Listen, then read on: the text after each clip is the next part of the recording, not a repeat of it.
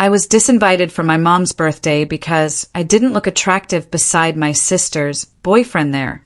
Can you imagine being told you're an embarrassment to your own family, that your very presence would ruin them, all while you've secretly been paying their bills? Almost $10,000 worth? Because that's exactly what happened to me. And the twist? It all blew up on my mom's birthday in the most spectacular, jaw-dropping way imaginable. Hey everyone, it's Ryan. I'm 30 years old, and I live this pretty quiet life about 40 minutes outside Seattle. Every morning, it's the same routine. Coffee, weather check, then a less than 10-minute drive to work. I co-founded a small tech company focused on sustainable energy. Honestly, not everyone gets what I do, and that includes my own family. They probably still picture me with a wrench in hand, tightening screws or fixing machines. And you know what? I never really cared enough to explain. When someone asks about my parents or my sister, Jessica, I just give a small, almost imperceptible smile. It's been a while since we talked, I usually say. And that's it. I'm not hiding anything, but I just don't see the point in retelling it anymore. I haven't contacted them in over 2 years now. No calls, no texts, no holidays, no birthdays, nothing. Just a long, calm stretch, as if the connection between us had been cut clean, and no one, not a single soul, tried to repair it. I used to believe that family was everything. But 2 years ago, on my mother's birthday, something inside me changed. Profoundly. It started about 3 weeks before her birthday. I'd just booked my flight and taken time off work. The plan was simple, the same as every other year. Go home early, stay for a few days, and help with preparations. Nothing extraordinary. I just wanted to let them know. I called my mom right away, but my father picked up after only 2 rings. "I'll be home 2 days early," I announced, trying to sound nonchalant. "If there's anything you need me to pick up or help with, just let me know." He responded vaguely at first, then hesitated. When he finally spoke, his voice sounded strange, heavier than normal, like he was trying to avoid something. "Ryan, if possible, maybe don't come home this year." At the time, I just assumed he was concerned about my schedule, being considerate. "It's fine, Dad," I said, still clutching a steaming mug of coffee. "I've got everything sorted. It's no trouble." The pause was longer this time. Then he spoke again, firmer but colder. "Jessica's bringing her boyfriend home this year. He's a manager, someone important. Speaks well and carries himself properly. And your job? Well, it isn't very comfortable to talk about, so it's best if you don't come." That's when the heat started rising from the back of my neck, flushing my face. My heartbeat quickened, and I automatically grasped my coffee mug tighter, knuckles white. "What the hell did you just say?" I exclaimed, unable to keep my voice calm. "Are you seriously saying that to me right now?" He didn't dispute it, didn't take it back, didn't soften a single word. Instead, he responded plainly and sharply. "You coming home would just embarrass the whole family. If you insist on coming, don't call me your father." And then he disconnected. Just like that, without a moment's pause. I slowly put the phone down. My palm was still shaking and somewhat sticky from sweat. The apartment was completely silent. No TV, no footsteps. Just me standing there, staring into space like I'd been plucked out of my life. His words kept echoing in my head, slow and clear, like a recording stuck on repeat. "You coming home would just embarrass the whole family. If you still insist on coming back, don't call me your father." For a moment, I wondered if I had misheard him, but no. Every word, every tone, was cold as ice and solid as stone. There was no slip of the tongue and no room for hope. I clenched my jaw, my throat tightening as if something had lodged there and refused to move. Right then, memories began to flood back. I was the one who silently paid all their bills, electricity, water, and internet for more than 2 years. Nobody ever mentioned anything, and now they're calling me the family shame? I quickly picked up my phone, my hand still slightly trembling, despite the fact that my mind had begun to cool. I opened the banking app and went down to see my transaction history. My only purpose was to see how much I had spent on my family over the previous 2 years. My power bill, water bill, and internet service. Every month, without fail, nearly $400. Each payment handled on schedule, automatically deducted from my account. I gently scrolled to the very bottom. Total amount spent, $9,842.17. I stared at that number for a few more seconds. Not because I was astonished, but because something inside my chest had suddenly settled. Not grief, not even fury, but just an empty space. Nearly $10,000. And now they label me the family shame. As I glanced at that enormous list of bank transactions, a silent question arose, one that no one in my family had posed in 30 years.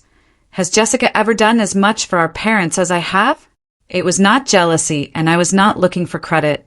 It was merely that if I am deemed the family shame, who is that standard being evaluated against?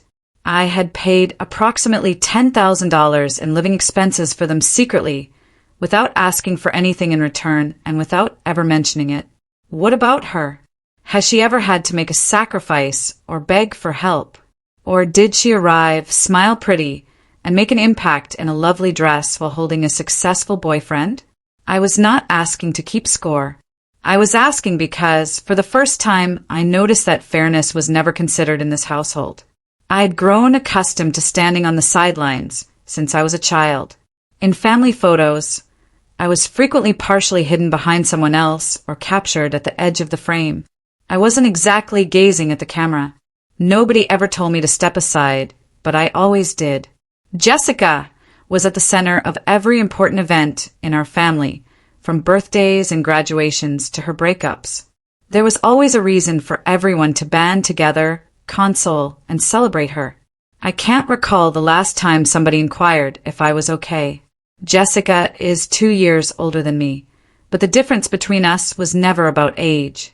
She was the hope, the future-oriented child that our parents proudly mentioned when relatives visited. And me? In the same talks, if I was mentioned at all, it was as a short footnote. Ryan, oh, he's fine. I believe he works in technology. I used to believe that if I worked hard enough, remained out of trouble, and quietly handled everything, they'd eventually see me. However, they didn't. It turns out that when you're used to being invisible, nobody notices when you leave. I began covering my parents' utility costs, electricity, water, and internet nearly 2 years ago. My mother called first, and everything started there. That day, she moaned about how the cost of living had risen, how this month's bills had unexpectedly increased, and how their retirement income was no longer sufficient.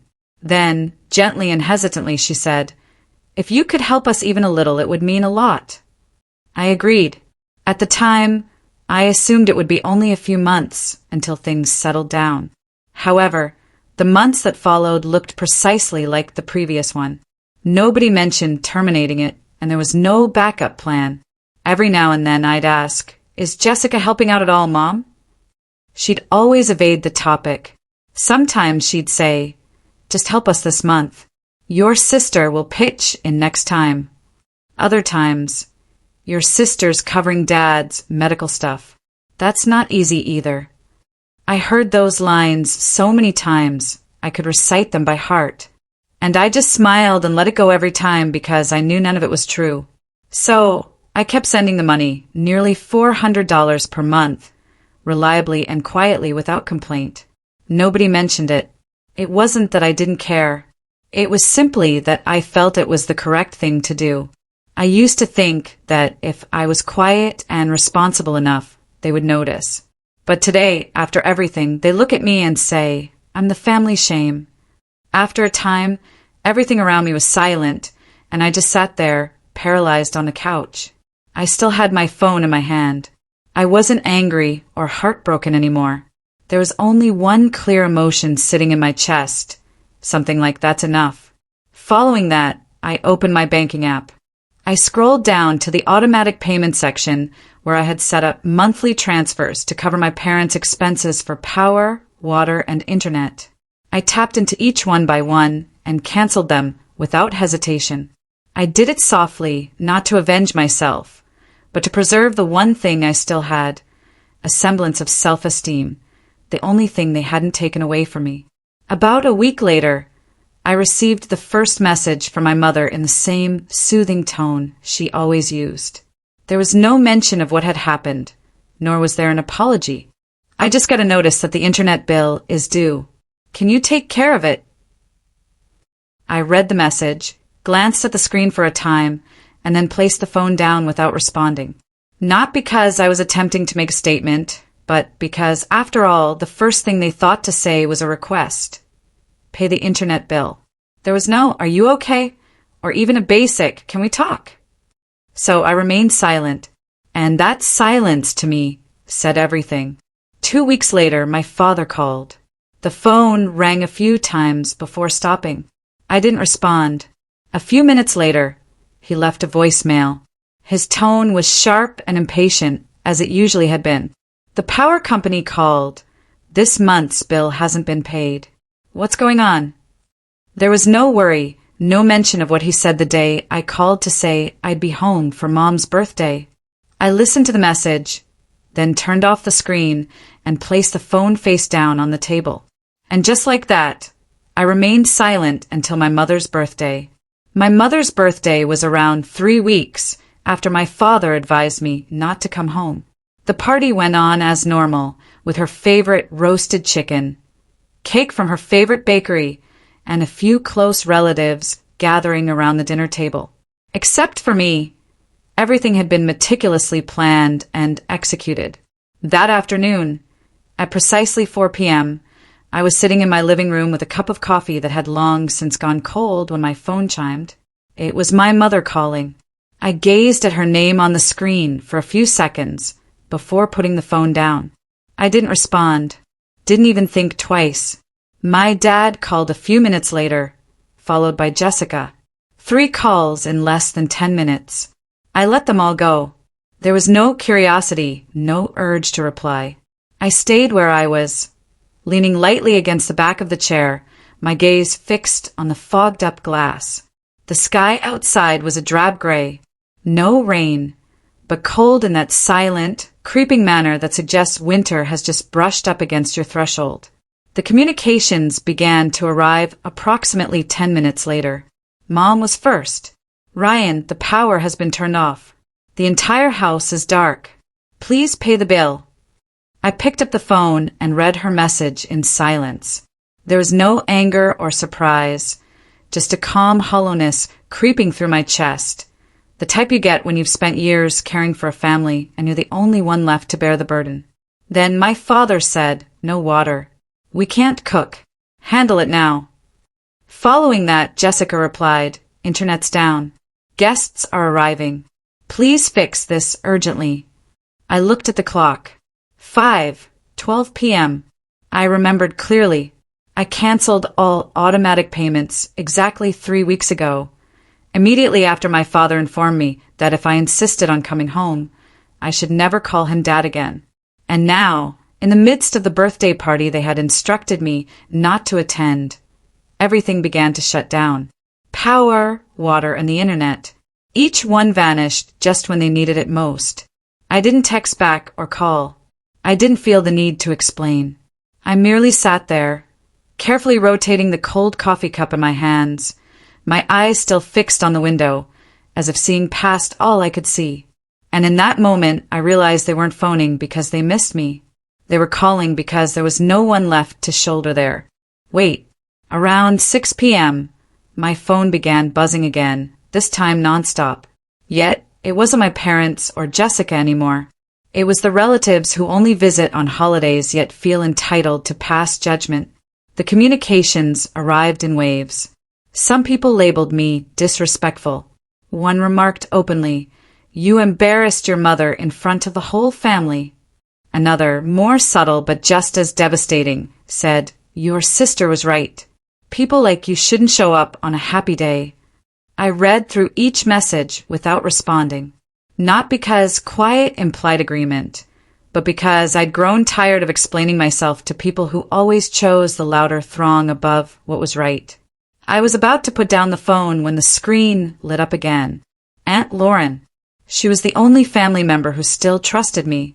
She was calling on video via an ancient app that only she and I still used because we were the only ones who cared enough to look each other in the eyes when it counted. I paused for a bit before answering on the second ring. The first thing I saw was her face, somewhat obscured by the yellow illumination from the kitchen behind her, a location I knew like the back of my hand. Every crack in the wall and every noisy cabinet. But tonight the room felt different. There were clinks of silverware, uneasy laughs, and random small conversation in the background. She glanced at me through the screen, her eyes warm and troubled. "You're not going to pay for it, Ryan, are you?" Her tone was light, as if she were trying to figure out what was going on. I peered into her eyes, and when I finally spoke, my tone was sluggish, as if I was dragging up something I had buried for too long. "You know, Auntie, it was Dad who told me not to come." I gulped hard. He said if I still insisted on showing up, I shouldn't call him my father anymore. She became quiet. Her eyes changed as if she was studying the room behind her. Right then, the call devolved into mayhem. I could hear my mother's voice through the noise. "Tell him I'm ashamed of him. On this day of all days, how could he do this?" My father said, sharply and loudly, "It's not that serious. It's just paying a few bills. What kind of man gets petty over money?" Another voice, I believe it was my uncle, added, "Poor Jessica, having to deal with a brother like that." Footsteps approached the camera. Jessica appeared behind Aunt Lauren, arms folded and lips twisted with annoyance. He even picked up the call. "Mom's been crying all day. Does he even care? Seriously, no shame at all." I didn't say anything. I just observed and remained silent as if it were the only way to defend myself. I departed. Just as I was ready to end the call, another face came on the left side of the screen. A young man with perfectly combed hair and a dark suit. He stared at me with confusion in his eyes, then smiled hesitantly. "Hey, boss," he replied, his voice somewhat scratchy, as if he wasn't sure if the words belonged in this situation. I froze. My gaze remained fixed on the screen, and I unconsciously grabbed the phone closer. I had not expected this. Not here. Not on the night when everyone felt I was too much of a shame to be invited. I stared at him for a few seconds longer, and then it all clicked. His expression, the way he spoke. Of course, he was one of the new personnel who had lately transferred from our southern branch. We'd exchanged a few emails, and he'd sent me 2 reports. But I had no idea he was Jessica's boyfriend, the one everyone was trying to impress. The room behind Aunt Lauren appeared to hold its breath. I noticed her look over her shoulder, and the kitchen erupted in a frantic commotion. Then someone said quietly, "Wait, what did he just call Ryan?" Another voice followed, confused. "Boss? Does that mean Ryan is Jessica's boyfriend's boss?" The whispers grew like a rising wave, overlapping and uneasy. And me? I just kept looking at the screen. No nod, no denial. I was simply waiting to see where it goes. And right then, the young man stood up straighter, looked past the camera to the others in the room, and spoke plainly. "In case you didn't know, I work at Pacific Terry Tech. Mr. Ryan is one of the company's co-founders." His remarks were crisp and obvious, loud enough to cut through the clatter of dishes and murmuring, and the room fell into an unusual quiet. Not awkward, simply stunned. I still did not say anything. I pushed my lips together and gave a soft nod of confirmation. He returned his gaze to the computer, eyes wide, and I said calmly, evenly, as if the words had been waiting for him, "Hope your big introduction goes perfectly." Then I disconnected. That night I slept soundly. No tossing and turning. No jolting up in the dark with old questions replaying through my mind. For the first time in years, I felt light. Not from satisfaction, but because they finally recognized who I was. The next day, before the sunlight had fully filtered through the thin curtains, I went for my phone and checked my emails as usual. A few meeting reminders, a couple of accounting comments, and then I noticed a name I didn't recognize in the from field. Hudson Kane. I opened the email. The first line struck me immediately. "I'm sorry. I didn't know you were Jessica's brother. I've always respected you at the company. I arched an eyebrow, leaned into the pillow, and continued reading. Hudson wrote that he had been truly astonished to discover the family link between me and Jessica. And then, without sidestepping or softening it, he stated, I didn't expect her to be like that. I'll be ending this relationship. Thank you for not putting me on the spot before everyone. I laid the phone on my chest and closed my eyes briefly. It took me a few minutes to reopen the inbox and begin typing my response slowly, clearly, and without embellishment. Hudson, that's your matter. I don't expect anyone to make decisions to stay in my good graces. Think carefully before you do anything. And for the record, I don't bring family into the workplace. I press send. No more thought, no lingering emotion. For me, that was sufficient. Some things, once clarified, I don't require anything else. Around 10 a.m., while I was winding up a meeting with the department heads and taking notes, my phone rang in my pocket. I pulled it out and saw the name, Jessica, my sister. I stared at it for a few seconds before hitting decline. Not out of rage, not to make a point, but simply because I'd had enough of apologies that only appeared after everything had already come apart. Within 5 minutes, a message arrived. I'm sorry. I didn't think Hudson would change like that. You're his boss. If you said something, I'm sure he'd listen. Please talk to him. Ask him to come back to me. After reading it, I approached the hallway window and leaned against it. I reviewed the message several times before typing my response, which was neither too long nor too short for her to understand. Hudson didn't leave because I told him to. He left because of how you live, how you treat people, how you look down on what you don't understand, and how you always assume that with a soft enough voice you can steer anyone. I pressed send, put the phone back in my pocket, and returned to my desk. However, less than a minute later, another message arrived. I know I messed up. This time I mean it. I'll change. Please believe me. Just this once. I did not respond. I read it, sat with it for a bit, and nothing moved inside me. Not because I didn't care, but because I finally understood. Sometimes the distance between two people isn't in the apology. It's in when the apology arrives. I gently deleted the message, leaving nothing behind, and returned to my current life. A week later, on a Friday afternoon, as I walked back into the home from the garage, I froze on the porch. My parents stood at the front door, each holding a little suitcase, their faces drawn with exhaustion from the long travel. I didn't ask why they were here, if they'd traveled all the way out to see me. It wasn't a casual visit. I opened the door and welcomed them in.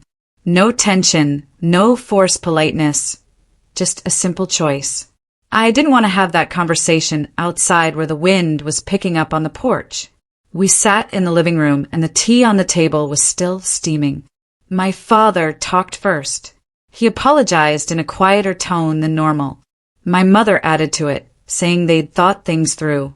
Perhaps they'd gone too far and things should never have come to this point. I remained silent and did not interfere, just listening to see if this apology marked the end of something or the beginning of something else. And as I expected, my father's tone changed. We're family. Ryan and family helps each other. We raised you, sent you to school. Everything you have now, a part of it comes from us, right? I looked at him. My countenance remained unchanged, but my stance straightened somewhat. Then my mother spoke, her voice quiet as if she were saying something quite sensible. If you could maybe send us about $2,000 a month, just a little support. It's not much for someone like you. I stared at the two people sitting in my living room, the same people who had once kicked me out of a family event because they thought I was an embarrassment. And now they were sitting in my house, placing a monetary value on their apology. $2,000 each month because I was their son. And to them, my success was a debt that I owed them. Following their request, I let out a quiet chuckle, not loud or snarky, but the type you get when someone tells you a story that doesn't make sense. I looked at my parents. Their eyes were fixated on mine, as if they expected me to nod in accord. But I wasn't angry. I'd come too far to be bothered by stuff like this. I leaned back in the chair, my voice calm and clear. What about Jessica? How much will she be contributing each month? The room appeared to pause at that point. The air tightened. My father cast a peek at my mother. She responded slowly, her voice falling slightly. Your sister's job, it's still unstable. And the breakup with Hudson has taken a toll on her. I nodded softly, not surprised. The same old excuses dressed in empathic language. But they were merely deflections. I raised my gaze, looked squarely at them, and said, if she agrees to support you with $2,000 per month, I'll do the same. No more, no less. They didn't say anything, just gazed at me, trying to figure out if I was serious. I went on quietly, or if you want me to carry the full amount, I'll need something in writing, a legal agreement confirming that after you both pass, the house will belong to me in full. I sat still after that. No pressure, no further explanation. Just waited to see how they'd react now that for the first time I was establishing the terms for something they'd always felt was my responsibility. As soon as I finished speaking, the audience fell into a deep, dense quiet. My father suddenly rose to his feet. He smashed his palm down on the hardwood table, tipping the teacup over and pouring its contents down the side. His shout echoed around the room, his chest rising and falling in fury. You're setting conditions for your parents. We raised you for over 20 years, and now you want to nickel and dime us like this. What kind of life are you living, huh? He was shouting so loudly that I wasn't surprised if the folks next door heard everything. I didn't move or flinch. I just sat there, hands resting on the chair's armrests, gaze fixed on him, not cold, but no longer gentle. I waited for him to finish before standing up carefully. My voice came out low and calm, yet clear enough to pierce through the chaos he just created. I think you both should leave my house. It was not a threat. It was not spoken in anger. It was merely a plea from someone who had reached the limits of what respect could provide. No one said anything else. Only the sound of baggage dragging across the hardwood floor and the door clicking shut behind them, quieter than all they had just left inside me. It's been 2 years since I last saw them right here in my own home. I did not ban their phone numbers, change my email address, or cut them off totally. I stopped reaching out and waited. I waited to see if they would still consider me a member of the family after I was no longer under the shadow of duty and obligation. In the past 2 years, there has been no call or message inquiring how I've been, no mention of birthdays, health, or even a basic how are you doing. I used to believe that one day they will change. However, I've realized that not everyone changes, especially those who have never recognized they were wrong in the first place. I still live here, work, and go about my daily existence. The only difference is that I no longer allow myself to be an emotional ATM eager to give and be damaged in the name of obligation. And if there's one thing I've learned from all of this, it's that family is not a place where people can demand kindness and call it love. A real family is one in which you are valued as a person regardless of what you have to offer. Not as a wallet, not as a backup plan, not as a last resort when everything else fails. And before I end this chapter, I'd like to ask you a question. Was I wrong to decide not to return? For refusing to assist my parents with $2,000 per month, despite the fact that they are now elderly and raised me? I used to believe that my family could fix anything. But after being treated like a stranger in my own home more times than I can count, I chose to stand up and break the cycle. Was I overly cold? Perhaps I was finally learning to appreciate myself at the perfect time. Please leave your opinions below. I sincerely want to hear from you, whether you agree or disagree.